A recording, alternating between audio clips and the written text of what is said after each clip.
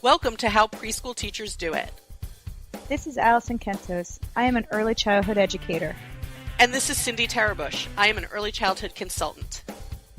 This podcast is for parents and early childhood professionals. Let our experience and research-based knowledge become your guide. Welcome to today's episode of the podcast.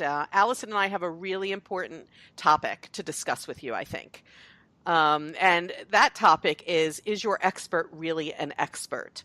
I think I speak for both of us when I say that we go on social media sometimes, or we're at conferences sometimes listening to people, and we sit there thinking, what's your basis for expertise? Do you agree, Allison?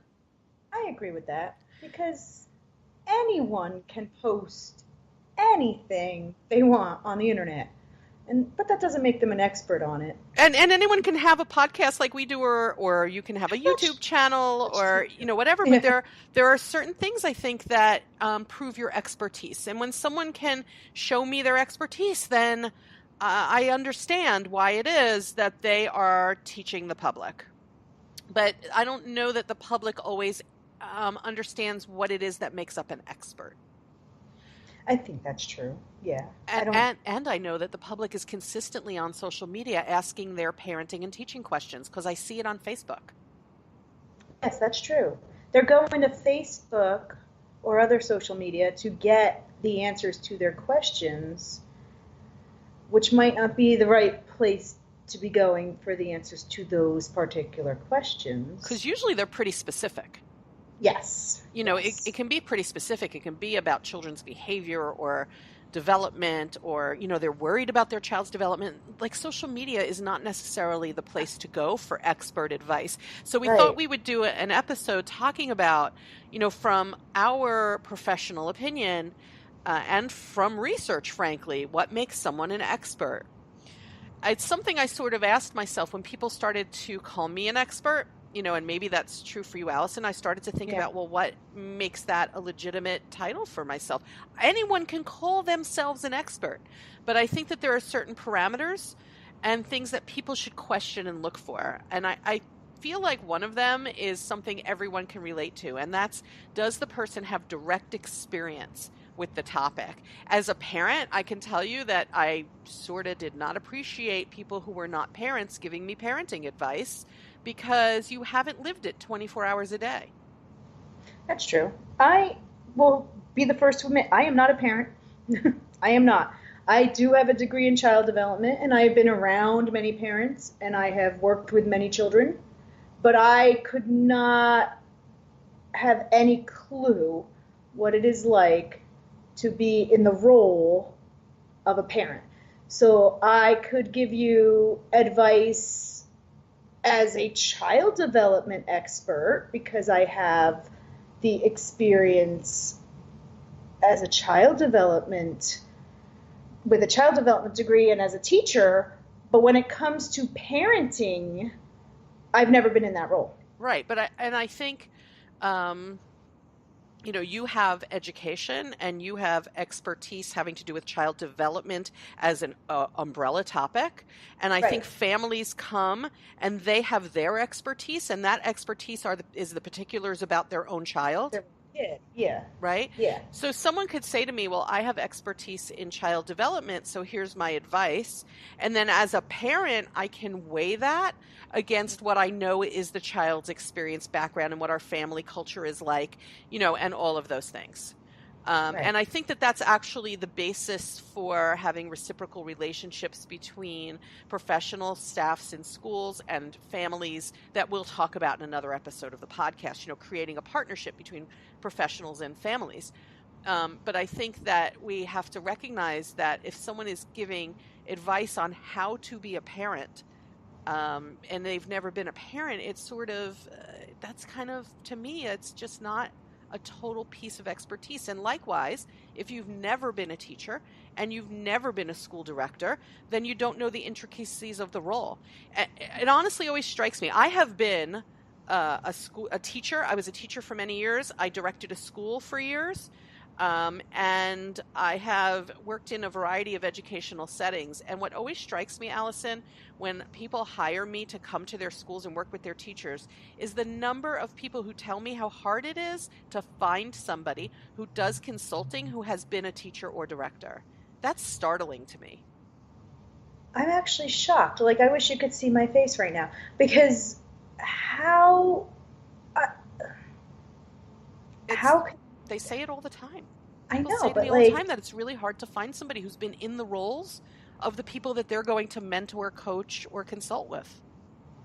it's almost like a superintendent who's never been a teacher. Like, to me, I don't understand Right. that. Like, And how do you do that? I'm always telling, they it's funny, I'm always yeah, telling my son is yeah, a senior in college, and I'm always telling him, you have to start out on the entry level. No one starts out as yeah, the CEO. And like, right. you don't start out as the CEO of parenting having never done that. Having never done it. And you don't Yeah, start out as the CEO of teaching having never done that. right. It's a skill But like, set. All of it is skill how, sets. how do you even know you want to become a consultant if you've never taught? Well, that's a whole So other, I mean, who knows why people interesting. do what But they yeah, do?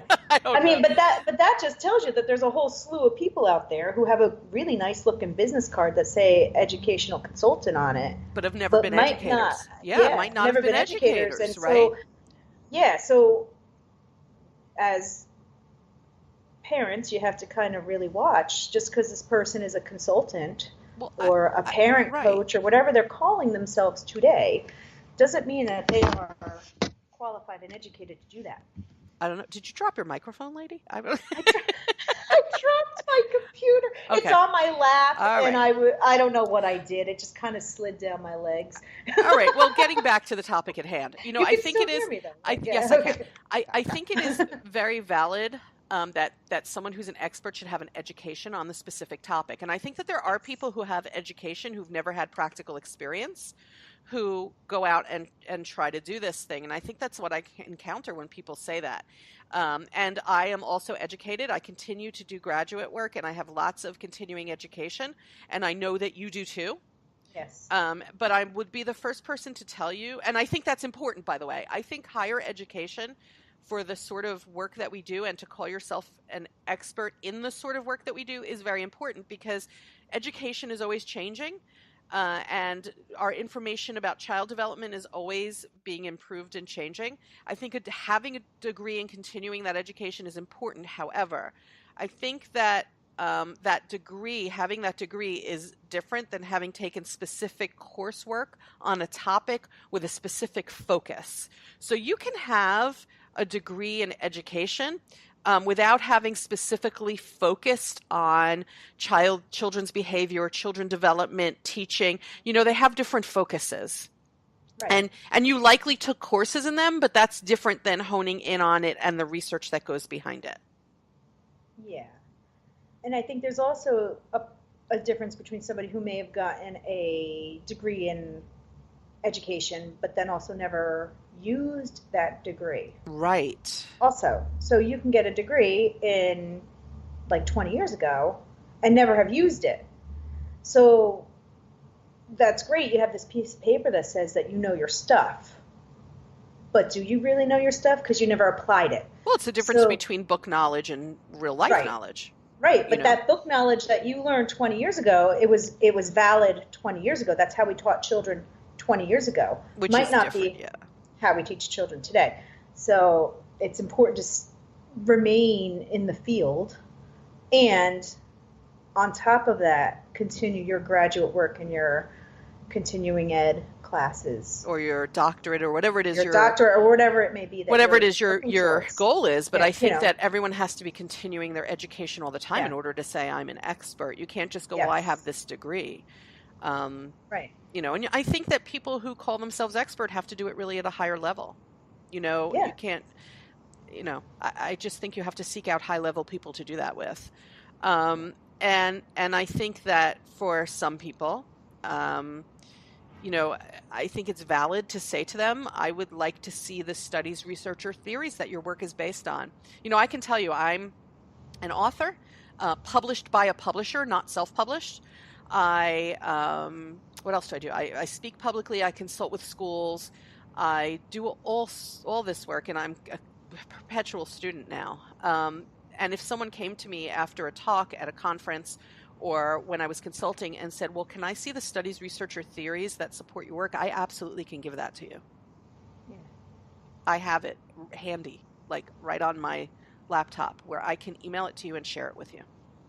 Yeah, and that's what a real expert has. Yeah, I That's what a think, real right. expert has. Because otherwise they're just talking, you know? And people love to talk. Yeah, they're just talking. And that's why we have a podcast. But we're actually talking Yeah. from experience and from education both. And like Allison said, she's not a parent, but she has a lot of hands-on classroom experience. I had that in the past. So this is why Allison and I kind of came together. Allison's hands-on classroom experience is based on the knowledge we have today about curriculum and learning, where my classroom experience was years ago, frankly. But I directed a school more recently. Yeah. So, and that school for me, if anyone who knows me in that role is listening to this, I think they would agree. There were people there who said to me that this school was sort of almost like the place where I could take these theories I was learning and put them in place. And I did that, and that's a big part of, I think, who I became. And just one more thing about expertise, Allison. Okay. One more thing. I think that really there have to be other people who've acknowledged you as an expert, not just yourself. Do you know what I mean? Yeah. Yeah. I Uh, think that's true. Because you can call yourself an expert at anything. You could be a self-proclaimed expert at anything. You But certainly can. yeah. Look But around, people. There's a lot of but people like who call it's all themselves expert. But I'd like yeah, someone else to call you expert. I would like, yeah. like I said before, I have a publisher. My book is, by the way, my publisher is listening to this, no doubt, because they repost this podcast. My publisher is W.W. Norton. My book is Teach the Whole Preschooler: Strategies for Nurturing Developing Minds. And if I don't say that, they're not going to be happy with me while I'm talking about my book. But they published my work. So that's one way of being acknowledged by someone from the outside as someone with something valid to say. There are people who write things that are peer reviewed. Yes. If you're reading an article, you can look at things like, has it been peer reviewed? What sort of website is it on? Is it on an educational website? Or has this person published through other venues, not just themselves, educational works? What else? Yeah. What am I missing out of that statement? Has this person been interviewed? Let me tell you what, as somebody who's Okay. been interviewed, they vet you. Yeah, they vet you for TV. 100% they vet you. A lot. Yeah. They vet you. You have to give them proof of your education and all that. So, unless they already know you. What else would I leave out? What are other ways people acknowledge your expertise? Oh, like for you, Allison, you were hired to run the first, if not the only, 2-year-old classroom in a public school. Yes, I was. That's an And acknowledgement of your expertise. yeah, and when I was hired, it wasn't even formed. I created the curriculum for that. I created that program. That was, and my principal was like, we hired you because we trust you to do it. We know you can do it. She still tells me that. I trust you to do it. What do you think? She asks me half the time, what do you think, Allison? What do you think is best? And for my principal, and sometimes even my superintendent, to come to me and ask me the question, that shows me that I'm the expert at this particular age group. Right. You've been acknowledged by other people. I'm You're not just acknowledged by sitting around going, so I think I'm going to call myself expert and do a podcast expert. with Cindy. Yeah, yeah. Well, I will say, I never thought of myself as an expert until I got hired at the public school. And then I was like, wait a minute, maybe I am smarter at this than I thought I was. Because I always knew I was really good at it. I always knew I was really good at my job and I was really passionate about it. But then I started to be like, wait a minute, no, I am an expert in this field. Because in some ways, we are how the world sees us. Yeah. Right? Yeah. You can call yourself something like warm and welcoming, but if the world doesn't see you as a warm and welcoming person, you're not a warm and welcoming person. You're not. Yeah, and exactly. it's like the same thing. Yeah. We're butting up against 15 minutes here. Can you believe it? Oh no! Wow. Yeah, so we're going to do a little summary for people who've been listening and who may be in need of expert advice or to hire an expert to come in and work with your school, or looking for something written or done by an expert. So let me see if I sum this up okay. Because anyone, like you said earlier, can post on the internet or put things out in the world. So the person ideally would have direct experience with the specific role you're looking for. Would have an education on the specific topic that you're interested in.